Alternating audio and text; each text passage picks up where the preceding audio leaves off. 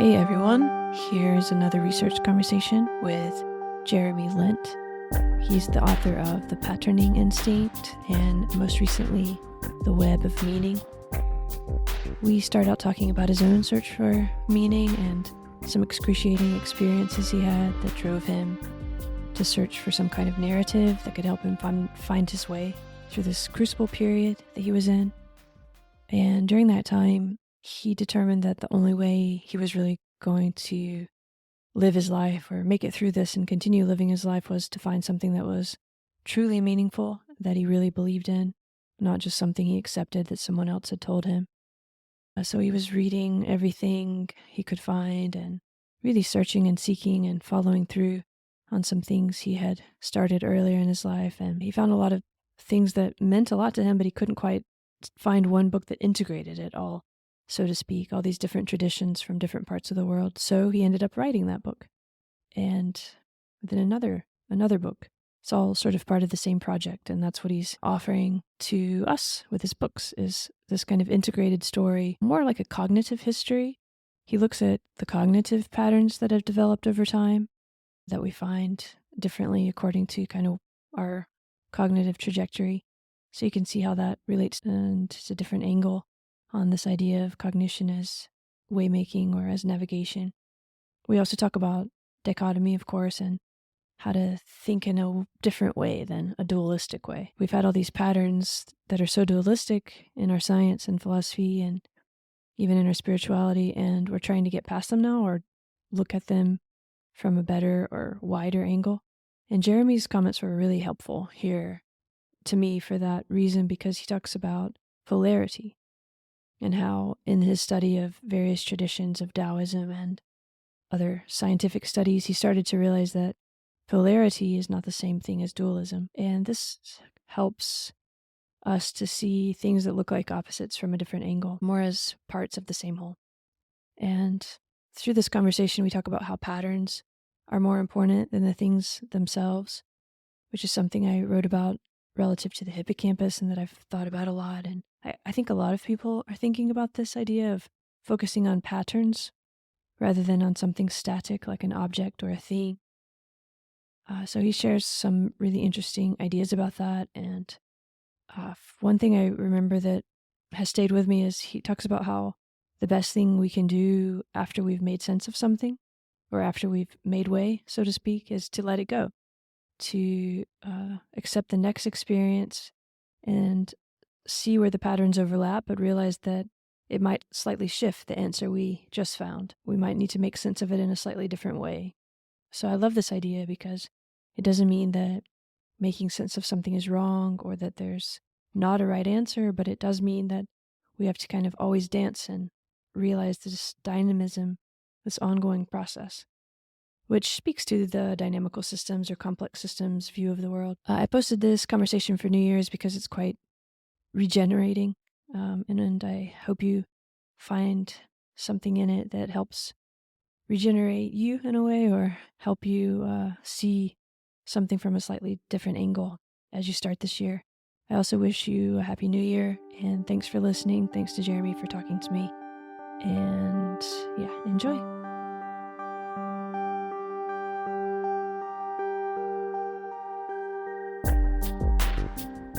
Hey, Jeremy. It's great to see you. Hey, so glad to be entering this conversation with you, Andrea. Yeah, me too. Thanks for doing it. So I want to start kind of on a personal note because I'm really interested in how you came to write these books and the way you developed sort of your knowledge base to write them.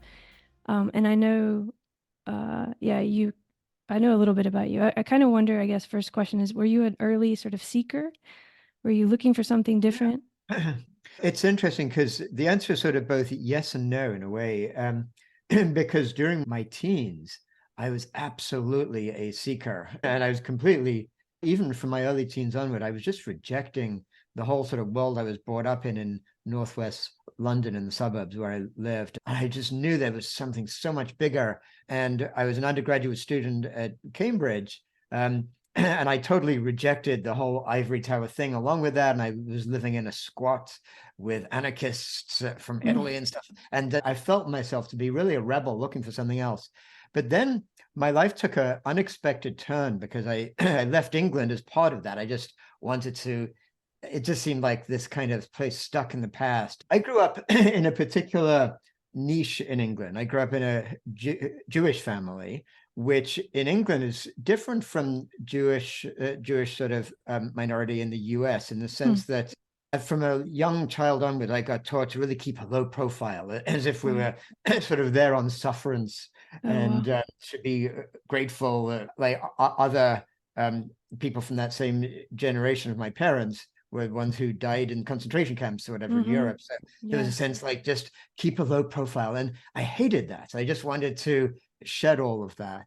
And that was part of why I came to the States. But ironically, I came to the States primarily because I was entranced by films of Woodstock and hippies, and I wanted to go explore, open my mind.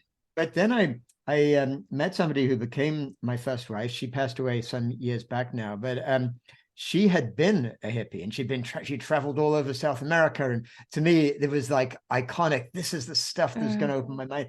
But the strange thing was that she, in her words, wanted to go straight. Like she had two sons who became my stepsons. And she had, in her mind, she'd figured that she wanted to give them the best start in life, which meant going back into the mainstream, giving them the conventional education, and then let them go where they would go. And so I went with that. And I did a complete, almost like a U-turn in my life. I got an MBA at the University of Chicago, went into consulting, started a business during the first internet.com phase back in the 90s. And was very successful in it. Actually founded a company, got the top tier venture capital funding, took it public as a CEO. Wow. It's an exciting time. It was both exciting and bizarre because I felt it wasn't me. And yet there was an energy, you just sort of go with the flow. And like, it's very interesting to think of you coming in a certain spirit and falling in love, because that's a big word too. We'll get to it later, but falling in love, and then it's almost that kind of yin yang between the two of you. In a way, you sort of saw what you wanted in her and she in you, and then it seems that you needed stability at the time, so it went towards that, but you hadn't really like you hadn't really played out that other energy at all. That's completely right. I had not really fulfilled what I felt as I look back, where my sort of being really wanted to grow into. And I felt that even in those times, I felt like I was putting stuff in abeyance, waiting for it to come back. And it sounds similar to the childhood thing of keep it all quiet and just go along with things and I think that's what I was. Yeah, and I think that's really part of my own personality traits, is that tendency to do that, which I did it exactly in that way. But then what happened to me is my wife at the time, her name was Molly, she got very sick from different things from her earlier from her earlier past. And I left the company to look after her full time. And I left the company when it was too early and it was immature. And then the company crashed within a year or two. But then I got embroiled in all the fallout from that. And meanwhile, Molly, as she got to be very sick, she ended up going through years of sort of borderline dementia. And while I was looking after her, I really had lost the person I had really was my closest contact in life. So I felt like everything I'd built in my life had crashed around me. And it was a traumatic, it was really a terrible time for me. And there was years of like purgatory when I felt very much on my own, looking after this person who was only sort of half there. And it for me became a crucible where I determined whatever I do with the rest of my life was going to be something that was truly meaningful, where I wasn't taking meaning from somebody else. In this case, from Molly and her experience, or from some guru telling me that believe in this. I wanted to really believe in it and cognitively really understand and be convinced in my intellectual mind that something's right. At the same time, really be there with my heart and spirit, really live that meaning. And so I started a search for that. And I wanted to peel the onion, if you will, like whatever concepts we take for granted, like wherever we are in life, whether it's God or soul or a human difference from the rest of nature or whatever. I wanted to understand where these ideas came from, really get to the bedrock. And that's what led me to end up doing the research that led to that book called The Patterning Instinct. Were you reading a lot during this time? Or this sounds like a During this really, time, really excruciating moment. yeah, And first, before we get there, did you meet her in New York? Because I also wanted to ask you, I feel like you just sort of arrived in New York from London, and I think you yeah, came across the actually, Tao there, and I'm wondering, like, were all these actually, things yeah, what connected, or? a great question. I did land in New York when I first came to the States, and I always felt a real sense of love for New York, but also that it wasn't quite for me. It was too hectic and hustle and Yeah. bustle. And I decided I wanted to go to where my childhood imagery of where minds got expanded was in California. That's the hippie place, right? Exactly. And The then thinking I counterculture. was some sort of later lame version of Jack Kerouac on the road, I Yeah, I actually was kind thinking of the beats, of in a hitchhiked way. my I was completely thinking of that. totally. So I actually hitchhiked my way across the US words Wow. of Lou Reed, I think it is. And thought I was so cool doing that. But I was really just very innocent and naive in those days too. I was quite, just young, just 21 years Yeah. old. And so it was actually getting dropped off by a ride as I was hitchhiking in Berkeley, California, which is Ah, interestingly where I live now, decades later, right. which was actually where I met Molly, who then became my wife later on. So I was actually in Berkeley that I met her.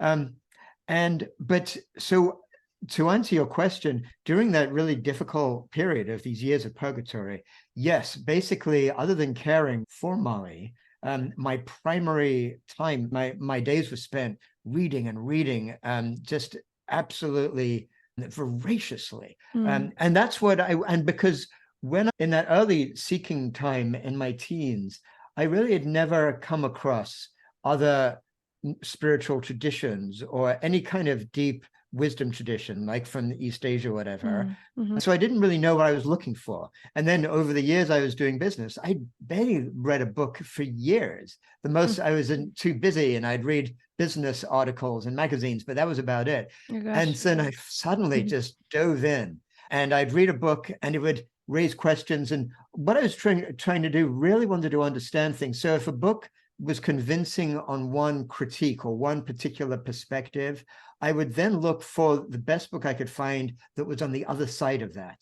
So I could really not just get stuck in a mode of thinking, but really kick the tires of everything. And when I found a book that led me into new pathways, I'd just and eat up the footnotes and look at the most significant sources and then go directly to those. So it was like sort of piecing together a jigsaw puzzle and just looking and looking, sort of a little bit like a meta level detective work.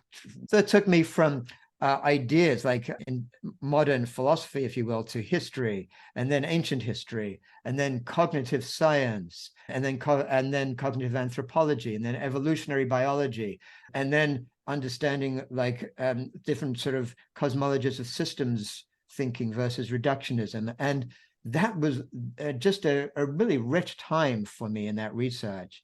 And at the same time I was doing that, I was really looking for the book that I ended up writing. I was looking for a book that could be a guide for me, trying to understand how all these different pieces fit together. And then it occurred to me at some point, well, maybe I could actually write this myself.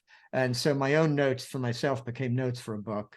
But at the same time, it was also leading me to, if that book, The Patterning Instinct, was more like a history of looking at how we got to the way the world is right now and our way of thinking right now, I also began to piece together my own way of making sense of it, and more integrative sense. And that was what became the more recent book called The Web of Meaning, Integrating Science and Traditional Wisdom to Find Our Place in the Universe, which really was what I did do in those years. I did integrate like hardcore science and spiritual traditions in the best way that I could. And that did lead me to come up with a way of making sense of our place in the universe in a way that feels very meaningful to me. And that's what I really wanted to share with others who are interested in these kind of Yeah, pathways. it's interesting to me because as you were talking, there's a kind of pattern, right? Pattern is an important word in your work, and these kind of resonating patterns. So I still can't quite see it totally clearly, but there's something about your youth and things being a little bit extreme, feeling one way and acting another way or something. And then also this movement of going to a completely different country. There's something about that that makes one have to step on the other side in a sense, Mhm. look at things differently. And then we already talked about your wife and stuff.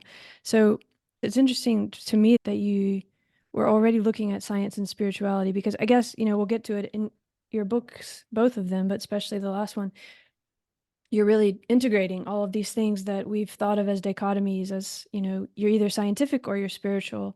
Right. But it sounds like you were already trying to bridge that. No, it's a good point. I think, yeah, there was something in me during that crucible period that I was talking about where I just wanted to find something that could truly be alive for all the different parts of me. And that was what a lot of that search was like saying, Mm, no, I don't accept following one path which doesn't fulfill another part of me. Maybe it's I see. because that first part of my life, I did feel big parts of me were not getting fulfilled. And so I didn't want that to happen again.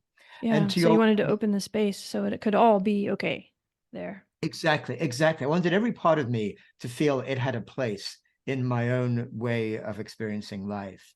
Um, and to your point about patterns, I do think that was crucial for me. And of course, that first book I wrote is called The Patterning Instinct, Hmm. because I got to realize through my work in cognitive science and evolutionary biology um, that actually that is what makes humans unique among other mammals. That we have this very highly advanced prefrontal cortex, more advanced, more developed than any other mammal. And it's that prefrontal cortex that allows us the sort of pattern meaning into things. And that does that for other mammals too, but we do it to such a degree that it creates almost, well, not almost, like I say, as really a different form of consciousness Hmm. that I call conceptual consciousness. Versus animate consciousness. That's the But other animal one. consciousness, Animate. exactly, which perhaps we can come to at some point. But Yeah. the thing I want to say about patterns is what I began to realize is the interesting thing about patterns. What a pattern does is it takes what would otherwise be sort of random spots, like spots of data or spots of light or color or whatever it might be, and it kind of creates a coherence in that by connecting certain of those spots together in a way that forms a shape that we can then make sense of. Mm. But equally importantly, what it does is it eliminates, it ignores those spots or bits of data that aren't part of that pattern. Hmm. So if you look up at the stars in the sky, basically every human culture, I think, all the way back from prehistory, and found constellations and they gave them names and they put myths or whatever around those constellations.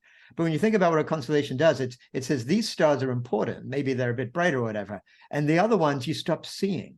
And because of our patterning instinct, once we begin to see things according to a pattern, we begin to ignore those that don't fit into the pattern. So the pattern itself becomes like a lens where it distorts the world or sort of shapes meaning for us into how we see things, which could be a very valuable way of seeing things. I'm not saying that in itself is bad, but it does mean that there are other things that might be available to our sensory experience that we stop seeing. Hmm. And that's one of the ways in which I saw how over history, what different cultures have done is they formed patterns of meaning about the universe. But by doing that, they also ignored other patterns of meaning that were available. But it's something we don't usually realize. And to me, there's something liberating in recognizing that, because as you begin to see that our worldview, whatever worldview it is that we have, or our dominant worldview that we're part of, when you begin to see it's actually a lens, is a particular lens of understanding the universe, it liberates us to start to explore for other lenses or other ways of making Right. sense. Yes, I think there's two things in there I want to draw out a little bit. First, the PFC and what you said is all true, but it also, as you do point out in your work too, that it allows us to become aware of patterns, which is Yeah. something a bit different from other forms of life in a way, or we can notice patterns in life, let's say. It's like life noticing its own patterns, which is kind of remarkable. And in that way, we can maybe start to change them. So there's this very powerful thing that happens, but worldview is the other word that's very important. I want to try to understand how you set out to write this first book. We'll just spend a little time, but because it's a sort of cognitive history, which is a little bit unusual to think about history through cognitive patterns as you've sort of just explained them in a way. As you're talking, I'm thinking, okay, we're born into this blooming, buzzing confusion, so to speak, as little kids. And of course, the body has to make sense of that. I mean, we think Yeah, about evolution, and over time, all these bodies have been making sense of all that encounter. And you do develop patterns in order to survive. You can look at it evolutionarily, how we've developed patterns so as to survive. Um, exactly. and you show in your book that those patterns are similar. There's a lot of statistical regularities around the world. We all live on the same earth. There's certain things we all share, but they're also very different according to language, for example. I mean, language itself kind of co-develops in this way, but then of course it becomes like an external representation of it. So Yes. these ways that we've developed over time, there's many different ways of being in the world, in the same world, but we don't, as you were saying, I think there's a kind of blindness, right? We don't realize that we can all see the world from such different points of view. I agree. I Yeah, think what you're saying makes a ton of sense. And maybe it's a good point right here to introduce this notion of animate intelligence along with another form of conceptual. Yeah. conceptual intelligence. Exactly. Because what you're saying about how basically all mammals or basically Just life, any really. Anything that's making its way. any form of life, exactly, it doesn't have to be even an animal that has a brain, Yeah. is working according to patterns. And to your point, that's really one of the great intelligences of life itself from the very earliest days, that those connections between molecules that actually work then actually get reinstantiated in the next generation of whatever entity that is. Mm-hmm. And it's as though, well, there's this great concept that only very recently evolutionary biologists has come to think about, that evolution itself learns, like evolution itself is like a force that has intelligence, and that by things that work and things that don't work, evolution itself actually becomes more sophisticated in what it does. But life has maintained so many of those patterns that work in shared DNA, which is why, we share big portions of our DNA with entities that we think of ourselves completely different from, like plants, or even more like simpler organisms, not to mention the vast amount that we share with other mammals. And those are the different patterns of the intelligence within an ecosystem. Ecosystems themselves are considered to have memories. If you look at the whole ecosystem as this complex interconnectivity of all these different patterns of behaviors. So that's really what we as living entities inherit as our animate intelligence. But then this notion of conceptual intelligence, I think a great way to get at it from the way that you were just describing things, is a whole field of thinking that really got started by George Lakoff and other people in that field of cognitive linguistics that I'm sure you're familiar with. And to me, when I came across his books, he wrote a simple book, Metaphors We Think By, which is just a real simple, easy introduction. And then he wrote a lot thicker terms to go into in more detail. But it just blew my mind. This was early on in my whole sort of research project. And just for people who don't know his work, in real simple terms, what he basically says is that that what that animate intelligence is that we were just talking about, he was showing how as infants, or maybe evolutionarily as pre-linguistic hominids, we had feelings. We had a sense of warm and cold, or a sense of high and low, or a sense of near and far, or a sense of big and small. And those are our embodied experience, shared. Basically, every human being has a very similar sense of those fundamental ways. Almost like shared regularities. Yes, right. Shared regularity, a great way of saying it. And what he described is how with even though he doesn't use the term conceptual consciousness, but that's basically what he was describing. But with that PFC mediated level of consciousness, we then use those embodied experiences as scaffolding to create symbolic thinking. And so what he shows is that all these concepts that we think of as intangible concepts, whether we're talking about infinity or mathematics or any kind of philosophical, any abstract concept, you can barely say a sentence or two in normal language without coming up with some sort of abstract concept. But what he shows is that in every case, it comes from an embodied scaffolding when we use a big word. So if I'm saying to you about a conversation I had yesterday and I say, oh yeah, she gave me a warm smile, you know what I mean, but you also know that she didn't actually give me something, and the smile she gave didn't like raise the temperature in the room, but I perceived it as well. And so that is key to understanding human sort of cognition. But what I did in the patterning instinct was then apply that to cultures, which is something that some people in cognitive linguistics do that, but I've never seen it done as explicitly. And that was almost like the foundation of cognitive history of this idea in the patterning instinct, recognizing that cultures themselves take their embodied existence and they will put a metaphor, a core metaphor for the universe in that sense making, which then will have entailments and implications, just like these scaffoldings have in all the way we think about things. So if you're a hunter-gatherer and you think that nature is a giving parent, you'll naturally see all other living beings as family because nature is your parent. Whereas if you are if you're living in an agrarian civilization and you see all these hierarchies around you, and the metaphor that's gotten created is seeing the gods as this kind of hierarchy of the gods, it makes sense that just like you've got to kneel down and pay obeisance to the big chieftain who comes into the village, similarly you have to like kneel down and pray to that big god and sacrifice something to hope that he'll look nicely on you. Very different way of looking at the universe based on the sort of lived metaphor and the lived experience of your society. There's some stuff in there I want to unpack a little bit or dig around in, because the book sort of lays out these different worldviews, and you see that each one of them does have this sort of root metaphor to it.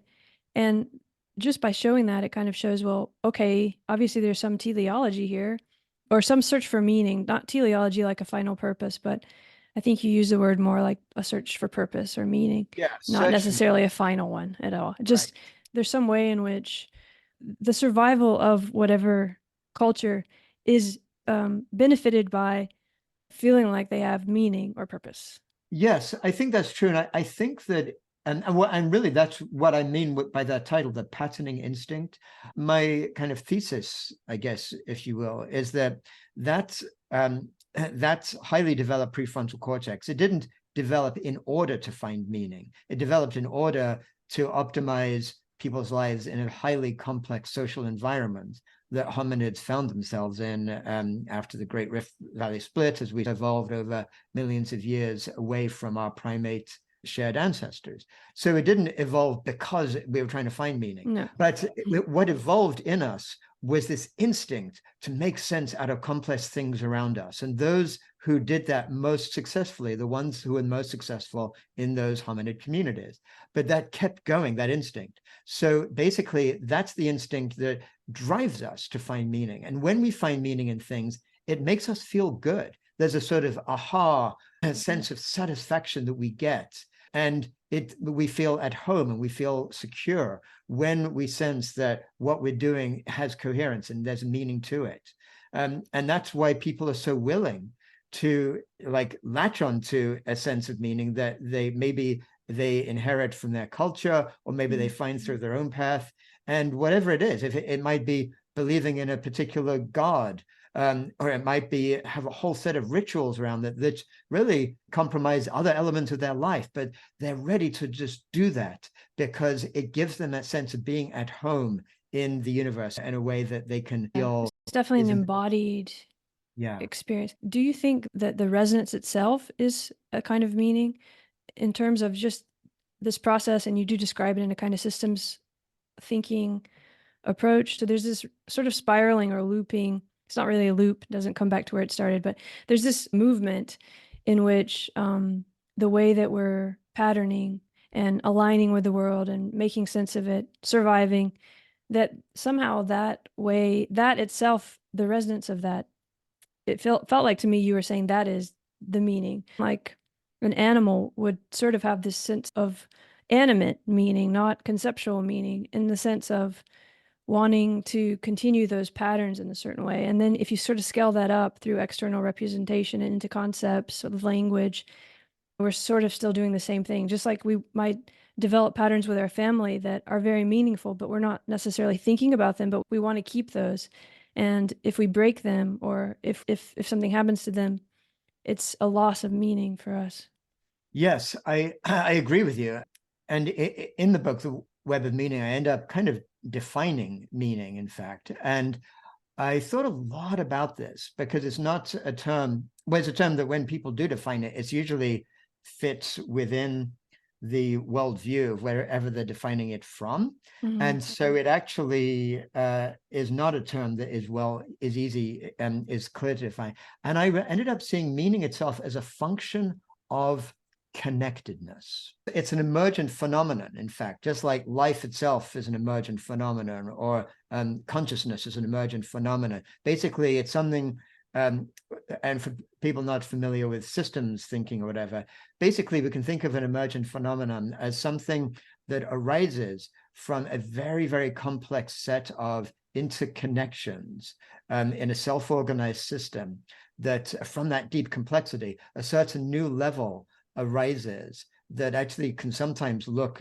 simpler, but it's really emergent from the incredible complexity that comes underneath like it. birds moving together in the sky or something. Exactly, like this is easy exactly. easy image of it, although actually our Even, bodies are doing it all the time, as you show. There's this exactly. kind I of mean, fractal, exactly. I mean, depending on where you're looking at it, it either makes sense or it looks like emergence, I guess. But right, exactly, right. Or I mean, basically any body that's moving in space, and you look at it, and it could be a single bird or a human just it's walking, incredible. and Coordinated cells, like, how so is that simple. happening? Basically, yeah, there's like 40 trillion cells all interacting, some dying and being born, and all this stuff happening at the same moment, and yet it seems so simple and elegant. And that's an emergent phenomenon, and meaning itself is like that.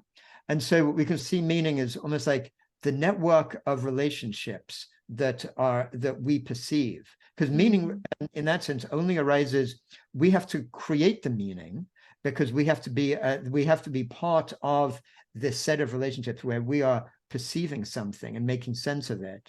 But at the same time, that doesn't mean, like the reductionist and somebody who's a fundamentalist reductionist will say, well, right, that's what I'm saying. There is no meaning in the universe. It's utterly meaningless. And we just make up our meaning like it's this fiction.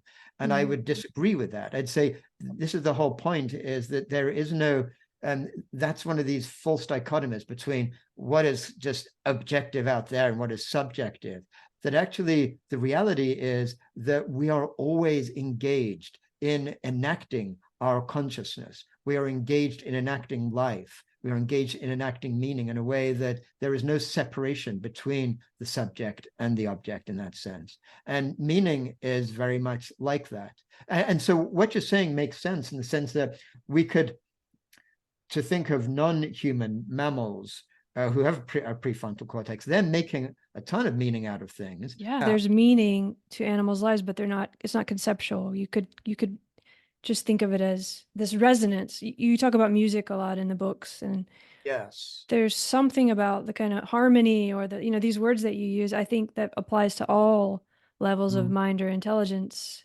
But then once we add concepts and language, that's where the meaning gets tricky, because then we're talking about it and we're putting it into these very conceptual forms, which, as you just said, those differ very much depending on how you've developed, where you've developed all this. exactly.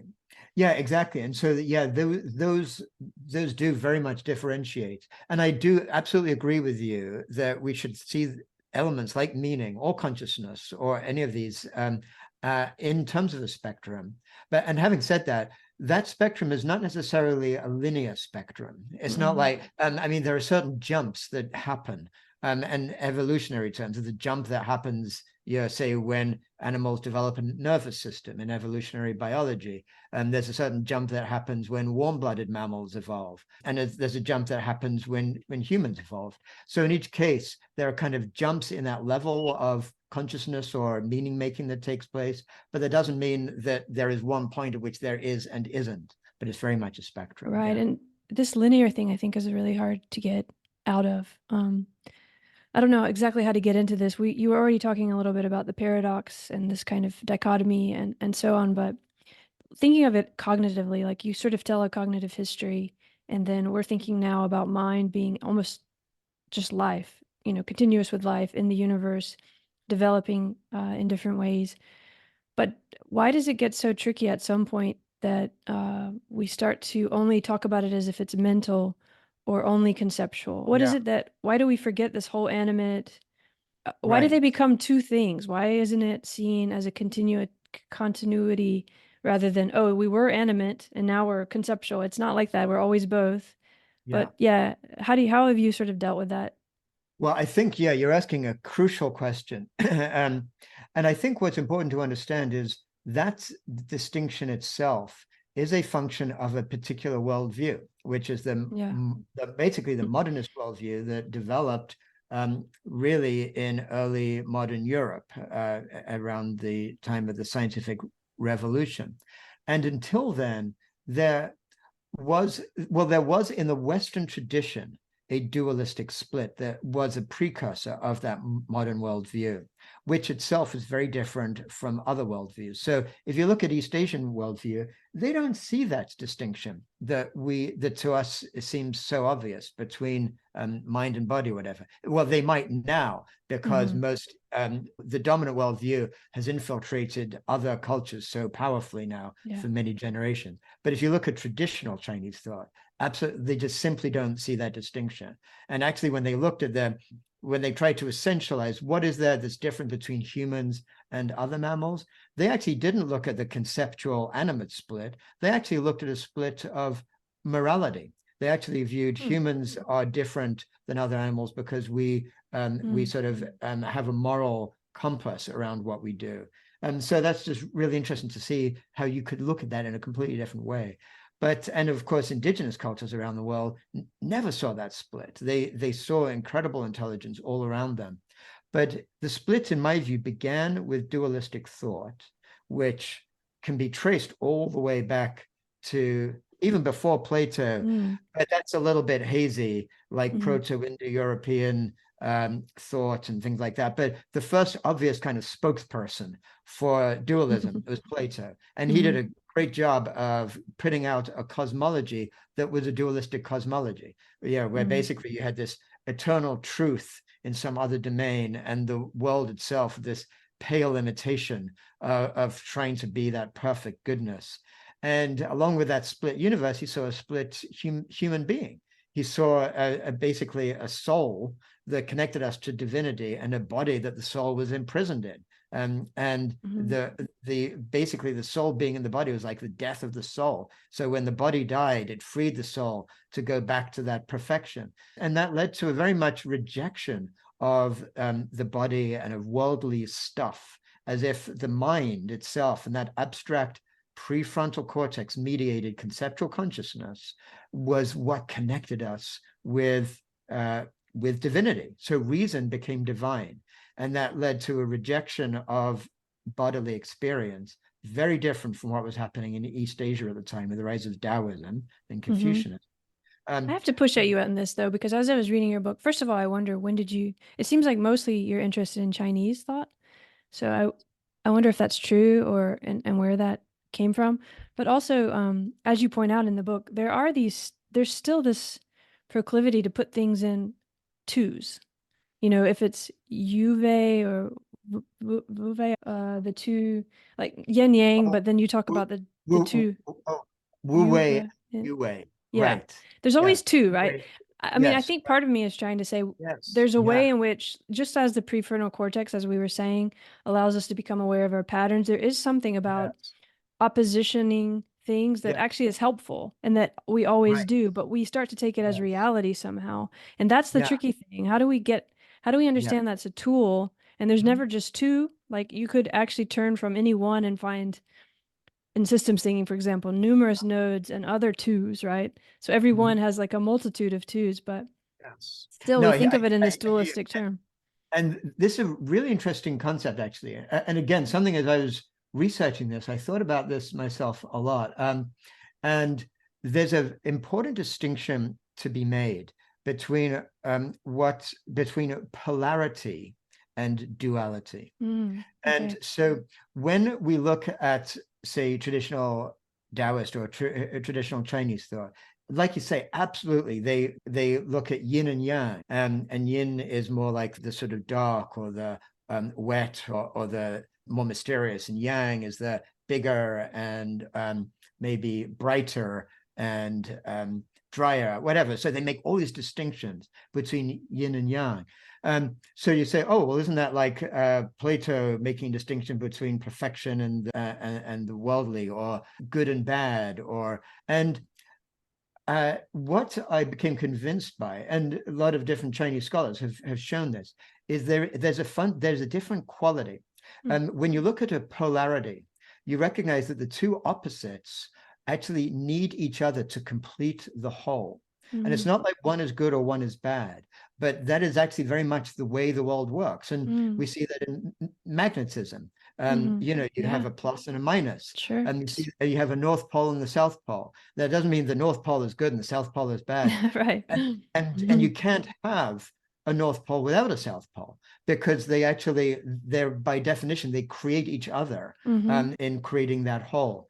And so that's the notion of yin and yang, or other of these kind of ways in which traditional Chinese thought made these splits. Whereas with the dualistic thought in the West, it was very different from that. It was like there's good and there's bad, or good and there's evil. And there's perfection and divinity, and there's You make a polluted world. choice. They're not Yeah, connected somehow. exactly. And then Okay. there's conflict. So rather than the opposites being actually having the potential to harmonize with each other, to fulfill a whole, the opposites are in conflict with each other. So then when Christianity inherited these ideas from Plato, you have people like Paul, St. Paul, talking about this horrible, terrible battle that goes on within him between his desire for sexual satisfaction and this, he hates that lust his body has. Yeah, fight against it. This whole metaphor Yes, of the and so fight, the like battle. he can tell, and he wants to go to heaven, and he has to kill that part of himself. So it leads to this very, very conflictual way of understanding That's things. very helpful to think of it in that way.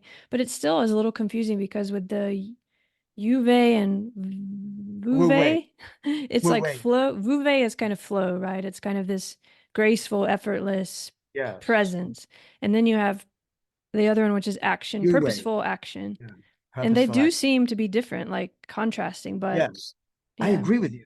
Mm. And that's actually where I think the traditional Taoists did make a moral judgment, basically, where they said Wu Wei, which is like sort of basically effortless flow with nature, that's good. And that kind of connects us with the Tao.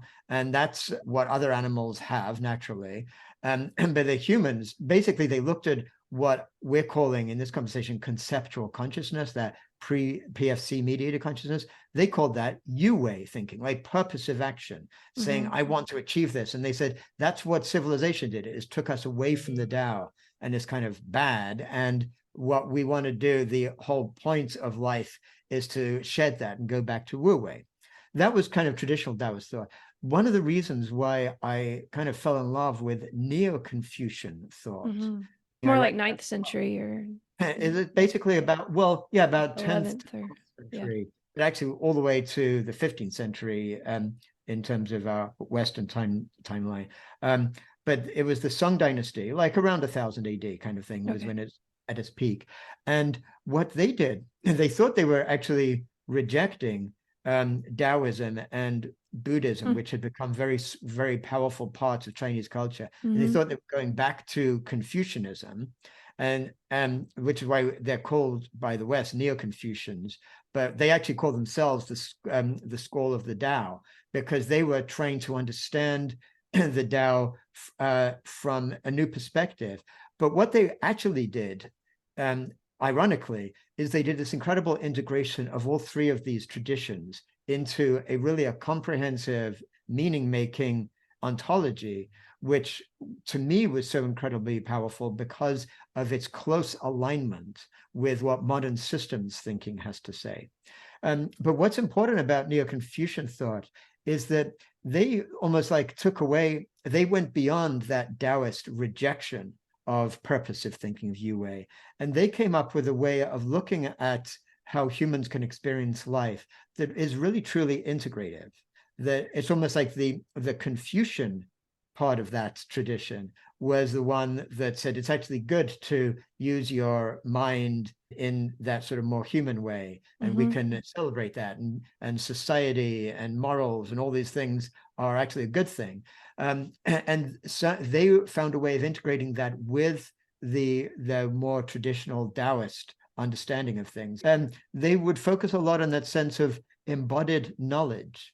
They had a word like tiren, which basically means not just with your mind and not just with your body, but all through your mind and body. It's really a word we lack in the West because we don't have that way of thinking. The closest ever come, people who are sci-fi fanatics might know Robert Heinlein's work, and he uses the word to grok something. This becomes sort of part of where sort of just common language, if you will. But the idea of grokking something is, I really get it. I get it through my entire body. Yeah, that was the idea of Tiran. I think some of my favorite parts of the book are when you're talking about those ideas and some of those quotes, the Neo-Confucianism. But I was thinking also of T.S. Eliot, this quote that coming back to where you started and knowing it for the first time in the poem. And I'm wondering how you feel about, like, in this tradition. I don't think you're saying let's go back and be Neo-Confucianists necessarily. I mean, we are where we are, and that's part of what you bring out in Web of Meaning. We can move to that book. It's not an either or. It's not reductionism or dualism. We can have both, but it's a different mindset or something. It's not that we're going. I mean, are we coming back to where we started and knowing it differently? And is this opposition somehow important for that? Great question. Yeah, I love that. Well, I do think that there might be things that we can treasure from, say, early nomadic hunter-gatherer worldviews, or Neo-Confucian thought, or Taoist thought, or early Buddhist thought. But like you say, I feel strongly we need to recognize there was no golden age. In fact, even the Neo-Confucians, whose thought I thought was so valuable, very, very strongly patriarchal. In fact, the Neo-Confucian period was when foot binding first became predominant in Chinese culture. Just a horrendous torture don't want that going on through generations. So there's no way to look back at that and say, oh, we need to go back to that. But my core point, really, and this is really a big theme of the Web of Meaning, is that, well, maybe for starters, to recognize that our society right now, our global civilization, is on a very terrifying trajectory towards potential collapse, towards massive devastation to the world. We desperately need to come up with a different sense of meaning making, a worldview that could redirect us into a more positive direction. And so given the desperate need for that, it feels to me the best thing we can do is actually look for what are the greatest insights available from all the great treasure trove of human history and human experience, and see if there's a way we can integrate them in the best possible way to move forward. And to me, one of the most important breakthroughs I had when I was doing that kind of intellectual journey seeking that I described earlier was actually, it was almost like this kind of my own sort of aha moment when I was reading a lot of the stuff about Neo-Confucian thought and discovering this concept they had of Li. And the word Li in Neo-Confucian thinking basically means like the patterns of organization, the way in which they make this, they say that Qi basically is matter and or energy, all the stuff of the universe. And to them, Li is the ways in which all that matter and energy self-organizes in a way that causes things to be either earth or air or fire or human beings. It depends on the Li, the ways in which all the stuff is organized. And the Li was what they thought was most important. So as I was reading that, I was also coming across some of the greatest pioneers of looking at the implications of systems thinking and complexity science. One in particular was Stuart Kauffman, great thinker who's associated with the Santa Fe Institute, and just a brilliant person who melds together concepts in physics and biology and neuroscience. And he writes books with titles like At Home in the Universe, looking at how when we look at the deep implications of complexity science, we find that the patterns between things are more important often than the things themselves. And that leads to new implications. And there's a point at which he's waxing very eloquent about this. And he goes, we're entering new territory. We're trying to make sense of a universe in a way that no one has been able to make sense of before. And he's right from the point of view of modern Western thought. But what he didn't have was that actually overlay of other traditions, such as Neo-Confucianism. And it was that moment I sort of began to realize, oh, the Neo-Confucians, when they were describing Li, were describing the very universe that Stuart Kauffman is describing. And they weren't doing it from a mathematical scientific standpoint, but they were doing it from the standpoint that actually integrated some of the great wisdom traditions of our human experience, of Buddhism and Taoism. And so that's what began to help me to realize that this distinction we make between science and spirituality is a false distinction. It's actually a distinction that arises from this modern dualistic worldview, rather than a distinction that is ontologically true or out there. And when we begin to look at the world from that systems perspective, we begin to see that we can actually embrace spiritual understanding without giving up that very rigorous systems scientific perspective. We can begin to see, as I do in the book, The Web of Meaning, I begin to, and I'm not trying to come up with a final definition of these things, but I come up with a way of, we can use language to define spirituality from the perspective of system science. And we can look at spirituality itself as really being like an approach of seeking meaning in the connections between things rather than the things themselves. And then we see these distinctions we made initially are just no longer valid. Yes, I think that's wonderful. There's a point in the book, I think it's a quote, or maybe you write it too, where you say it's the connections between things, but also this idea that there's patterns. I think it's important that we can recognize the patterns, but no one pattern is ever the same. Yes. That there's this kind of, I think that's a very important point too. And to connect it to what you just said, it sometimes can feel like we're going, like we just want to embrace the spirituality too, and leave the science or leave the technology, for example, behind, because we can sort of think, oh, that's what's causing all this inertia. Because we don't have much more time, but I wanted to talk a little bit about motivation in this new ecological civilization, because I think about something like social media, or the way in the US or Europe, a lot of people are motivated to become famous or to become well known or to be liked. There's this motivation for attention. And so I guess what I'm trying to say is we could blame the technology for that. We could blame science for creating all these wonderful things. But you're not saying that either in the book. You're kind of saying, like, these patterns, we can look at them and they're unique, and we can find a new pattern emerging out of that. And the paradox is important, isn't it? This idea of conservation, innovation, resilience, flexibility. So that's hard, I think, for people to get. But no, I think you're so right in that, Andrea. And I do think there's a couple of big points I wanted to sort of touch on coming out from what you're saying. One is that notion you're saying about patterns not being fixed is crucially important. The word pattern, and the way I've described them in our earlier part of this conversation, gives a sense of fixed patterns, like a constellation or whatever. Yeah, almost like a train track you're on and you can't move it or something. Yeah, exactly. But what's crucial to recognize in basically in any self-organized system and any form of life, or any form of ways in which humans make sense of things, there actually are dynamic patterns. And these are what are called in system science, in complexity theory, attractors. An attractor actually has, depending on the kind of attractor, it basically means like points at which a complex system will settle. So from a physics point of view, a point attractor means like if you have a pendulum, it settles at one point, and that's what its attractor is.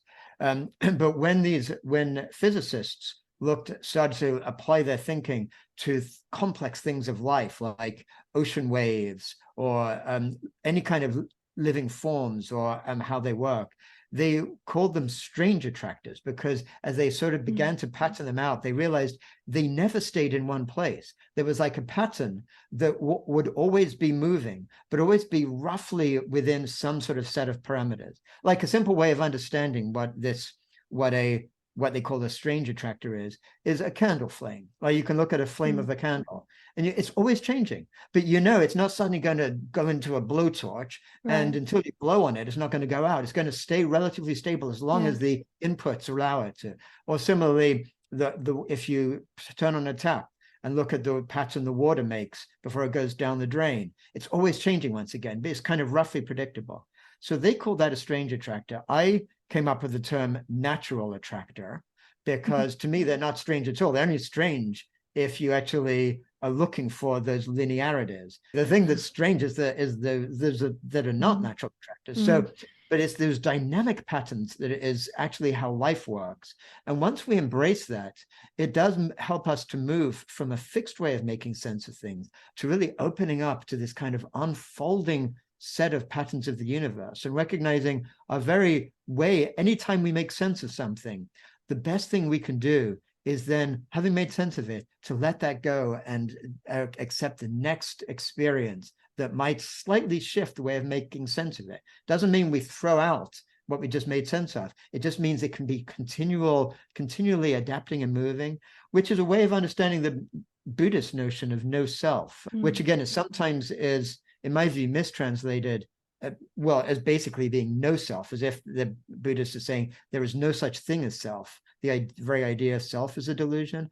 I think a more accurate way of looking at it is to say the very idea of a fixed self is a delusion.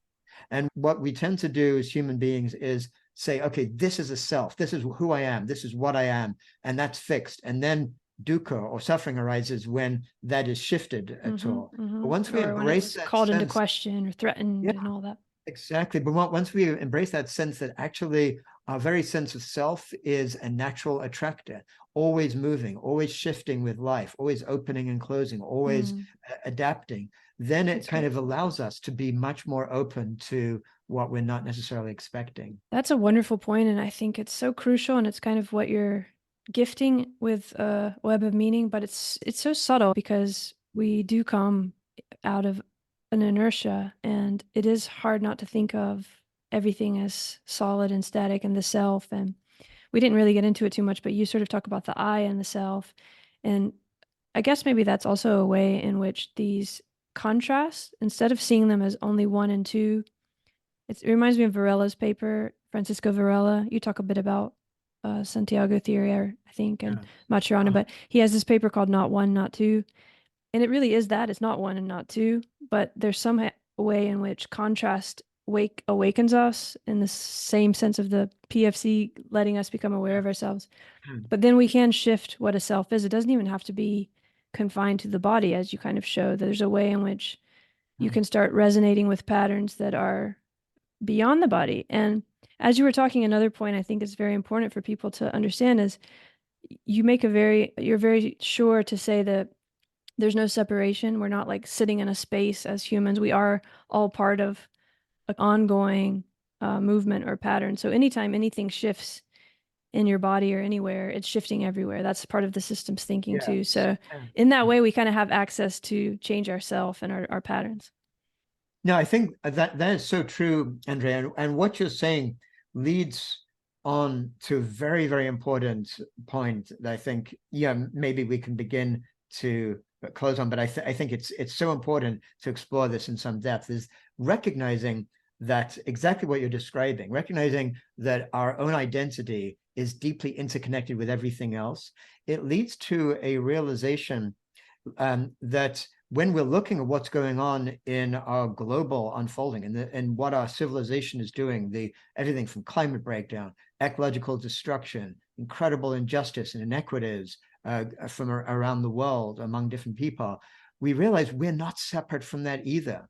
Any of us who are in a place of privilege, economic privilege or racial privilege or whatever it might be, are in a place where we get to enjoy some of the benefits that only arise because of the oppression and destruction that has been taking place historically and is currently happening right now. And that leads to moral implications too, because once we do realize that deep interconnectedness, well, we can always choose to just close off our minds and our eyes to seeing it because it's inconvenient. And that's a moral choice we make. But if we want to really live into what it means to recognize our identity as being part of something so much greater, part of all of humanity, part of all life, then it leads us to actually want to engage in making a difference, in moving towards basically imagining like what a future could look like that was affirming to life, that we don't have to live in the civilization that actually arises from that same dualistic way of thinking that we were talking earlier, arises from the sense of a separate individual, like taking it, and that's what sort of neoliberal thought is about. Like it's good for an individual to like optimize for themselves at the expense of everybody else, and that's okay. In fact, that's what we're meant to do. Or humans are separate from nature, and so let's extract everything we can from nature for our human benefit. Those are what happens when you look at the worldview in that dualistic split way. But when you look at the world in this more recognition of deep interconnectedness, then there's this possibility of exploring what would a civilization look like if it were based on that interconnectedness, based on actually trying to organize ourselves as human beings in a way that could set the conditions for all life to flourish. So that's, I think, what is so exciting when we actually take these sort of ontological ideas and apply them to things like politics and society. And you show that in the book. It's a subtle and delicate and somewhat challenging shift, but it's also incredibly powerful to begin to see the world like that and how quickly things can change in different directions when we realize this connection.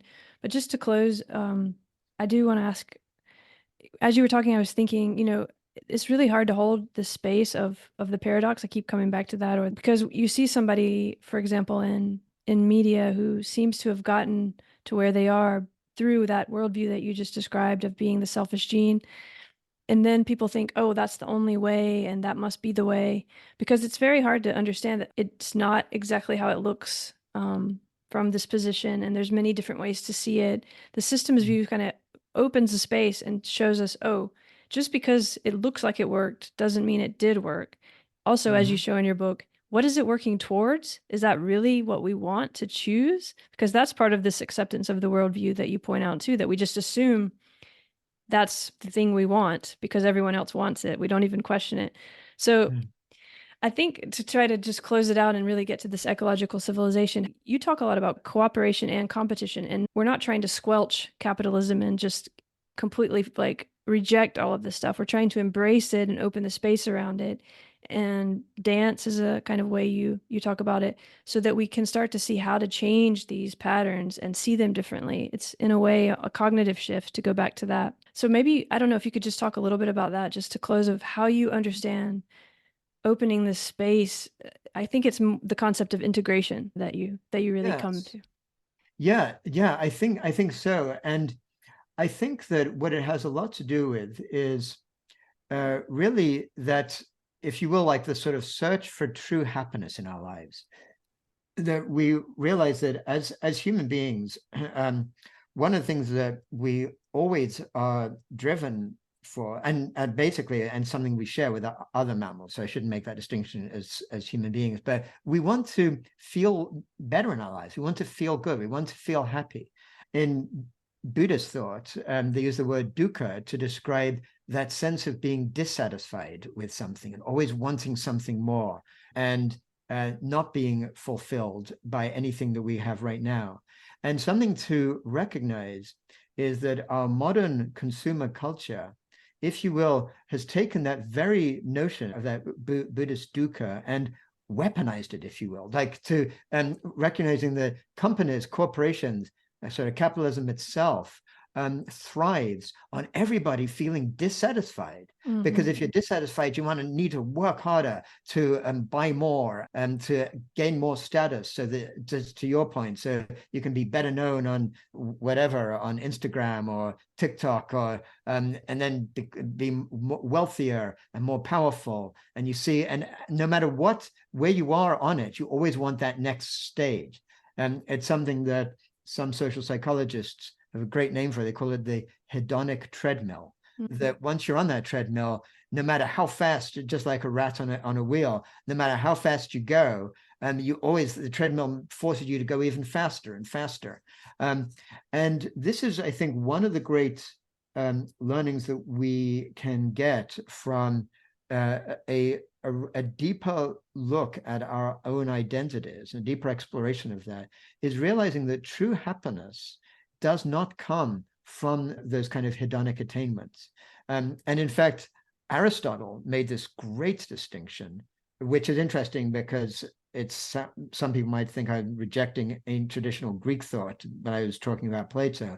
But in very many ways, Aristotle was more aligned with Neo-Confucian thought than he was with Plato, in fact. Mm-hmm. And he talked about this notion of the distinction between what he called hedonia, which is like that hedonic treadmill, wanting the next thing, or gaining pleasure from short-term things or from attaining things. And what do you call it? Eudaimonia, which we can really translate nowadays as more like fulfilling a sense of well-being. But he specifically saw eudaimonia as really any entity, could be a plant or an animal or a human being, basically on its own track to fully become what it's capable of, to fully fulfill its own potential as that unique existence.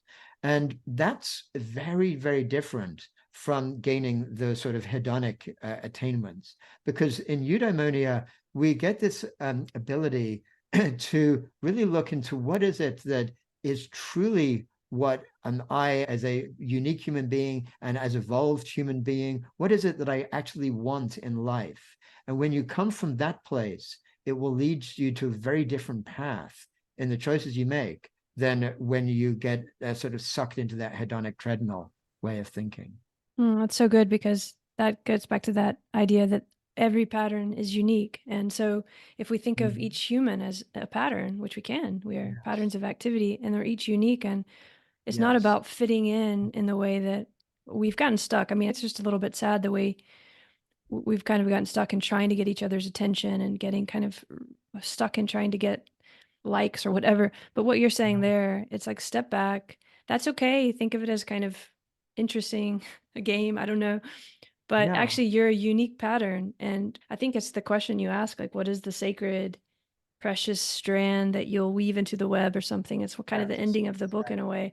Yeah. And you've just before that talked about love, that in a way that sinking out of that system and realizing there's so many other systems you could be part of, and you are a unique system, you start to feel connected. You start to realize, oh, you're actually not separate. And that's kind of how you define love in the book, isn't it? Exactly. I define love basically as the realization and embrace of connectedness. And that can be small bits of love, like as you walk down the streets and you just look at somebody and acknowledge their presence and you're connected with them. And that can be large love of deep connection with a soul partner, somebody you're spending your life with. And it can be realization of connected with the universe, a sense of unconditional love for all that is, that each of us are gifted to be able to experience by this miracle of this life. And so that simple opening up and embracing of our connectedness is really a pathway that can allow us to leave behind some of that dukkha, some of that suffering of that hedonic treadmill. And then when we're doing this, we do start to move towards that ecological civilization in a way, because there's a different pattern that emerges. So Exactly. thank you. It's been wonderful to talk to you. I guess just to come back to your beginning, we talked about your personal, it seems like you've really made a journey. So do you feel like you're now with these books, do you feel like you're getting close to this sacred, precious sort of strand? Like, you're still probably an explorer, but when you look Yeah. back at the excruciating time, like, how does it strike you now? Oh, yes. Well, really, I do feel extremely fortunate to really feel blessed in terms of this place that I'm in my life right now, where I have been very fortunate now to have a love partner that has given me the sense of like deep fulfillment, of really allowing me to pursue my own eudaimonia, to use that word we Great. were talking earlier. And from the point of view of my life's trajectory, I'm feeling very much I'm on a path to that sense of being somewhat complete, if you will, because having written those two books, I feel what is really important, and the book I'm working on right now, is to look at this vision of an ecological civilization, look at this sense of what might be possible for a life-affirming civilization, and do whatever I can to try to help steer our collective human consciousness toward that more life-affirming future. I feel that's what life is calling on me right now. And because of the great amount of suffering that is happening in the world right now to our non-human relatives and to our human relatives all around us, this incredible suffering taking place, that the part of me that does identify with that feels that and does not feel at all that it's okay to feel satisfied with whatever place any of us are at right now, but that any of us that are awake to what's going on, really, I feel life is calling on us to engage with others and engage in the most skillful ways we can to try to turn around the trajectory that this civilization is on right now. Yeah, and you say that in the book, we need communities. And just to end, you actually have your own sort of community. I don't know if you want to talk about that or if there's anything that I haven't mentioned that you want to be sure people know about or. Um, well, thank you for that. And yes, I guess just to really mention, over the last couple of years, I've actually created an online community, thousands of people from around the world, called the Deep Transformation Network. And this is a community of people who really, the only thing that connects them all is a sense that there is something very wrong in what our civilization is doing and the worldview that we have right now, and a desire to be part of trying to weave together possibilities for a deep transformation within ourselves and with all of society. So there's all kinds of live events that we have, and we have lots of articles in feeds where lots of discussions take place. We have monthly events, we have interactive conversations. So it's a great place to just join if people feel inspired by any of this conversation and want to engage further in these kinds of conversations. Is right there at just www.deeptransformation.network. Yeah, it's good. It's a great resonance of technology that can be actually healthy. So, well, thanks for Yeah. all you're doing. Thanks for the books. Thanks for persisting. Thanks for learning and sharing. And thanks for talking to me today. Absolutely. Thank you, Andrea. Great conversation. Really enjoyed the way places you took us. Thank you. Yeah, thank you.